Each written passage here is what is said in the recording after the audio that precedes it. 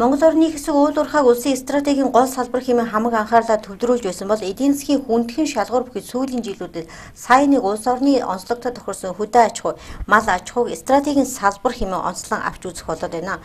Тариаланчдын улсын зөвлөгөөнд энэ удаад тариалангийн бүс бүрийн төлөөлөл болсон 700 гаруй тариаланч 12 аймгийн хүнс хөдөө аж ахуйн газрын дарга нар болон орон нутгийн удирдлагууд энэ салбарыг эрдэмтэн судлаачид оролцсон юм а.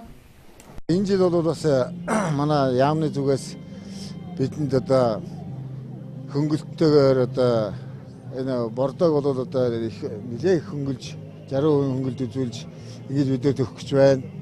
Энэ бол сайхан тариаланч бидэд сайхан тариачин өөрөө технологийн өндөр мэдлэгтэй байх хэрэгтэй байна. Ер нь бол тариачин хүн өөрөө өөдрөг сэтгэлтэй байх хэрэгтэй байхгүй юу?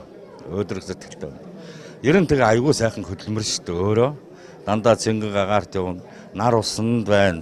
Сайхан ногоон талбайд очино. Тэр хаврын нэг жоохон ядрах бол асуудал биш.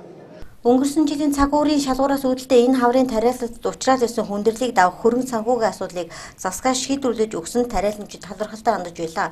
Газар тариалангийн үйлдвэрлэлийг тогтворжуулах богино хугацааны хөлбөрийг хэрэгжүүлэхэд зориулсан. Түүнээс энэ хаврын тариалалд хөнгөлөлтөө зээл хэлбэрээр 50 тэрбум төгрөгийг тариаланчдад олгохоор болсон.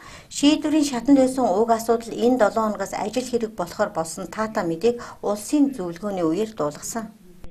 Хүнс хөдөө аж ахуйн яамны төрийн наримчгийн даргын төвшөнд бол одоо банкнуудын зээл энэ төсөлд оролцож байгаа 4 банкны төлөөлөлтөд бол хүнс хөдөө аж ахуйн яамны төрийн наримчгийн дарга одоо хамтарч ажиллах санамж бичигт бол гарын ус сурсан. За ингэснээр бол аж ахуйн нэгжүүд маань одоо зээлээ банкуд дээр очиж судуулах энэ нөхцөл бололцоо нь үүсэж байгаа. Ямар нэгэн байдлаар одоо тэнд нэг гэдэг юм уу тийм зүйл байхгүй хэд хэдэн шаардлагыг тавьж байгаа. Нэгдүгээр газар эзэмших эрхтэй байх ёстой.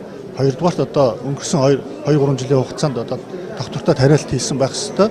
Гуравдугаарт энэ жил түрүүний хэлсэн хүнсний улаан буудай болоод жимсгэн төмс хүнсний ногоог тариалсан байх ёстой гэсэн ийм энгийн шаардлага хөдөө аж ахуйн яамны зүгээс тавьж байгаа. Тариалангийн салбар чухал хэрэгцээтэй хууль эрх зүйн орчин сүүлийн 2 жилийн хугацаанд эрчимтэй бүрдэж байгаа тариаланчид мөн талархалтай байна. Тухайлбал тариалан эрхлэгчид 10-аад жилд анх удаа тариалангийн тухай хуулийг шинжилэн баталгахад оролцож саналаа тусгуулсан бол төрөөс хүнс хөдөө аж ахуйн талаар баримтлах бодлого, үрийн улаан буудаа, хүнс хөдөө аж ахуйн техник тоног төхөөрөмжийн гайл нэмэн үртгийн албан татвараас чөлөөлөх тухай хууль, газар тариалан хөгжүүлэх богино хугацааны хөлбөртэй болжээ.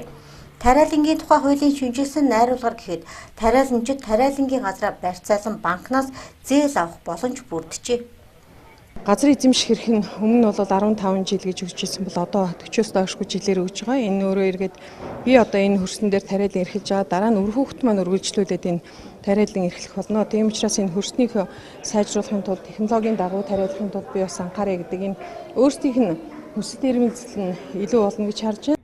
Зээлийн батлын даалтын санд хандаж баталгаа авбал банкуд харьцангуй нааштай шийдвэрлэж ихэлсэн талаар салбарын яамнаас дуулгаж байсан. Хүнс хөдөө аж ахуйн яамнаас тариалангийн 500 гаруй аж ахуйн нэгжийн нэрсийг одоо зээлдээ зээлгүй байгаа эсхийг нь үл хамааран банкуд руу илгээсэн байна.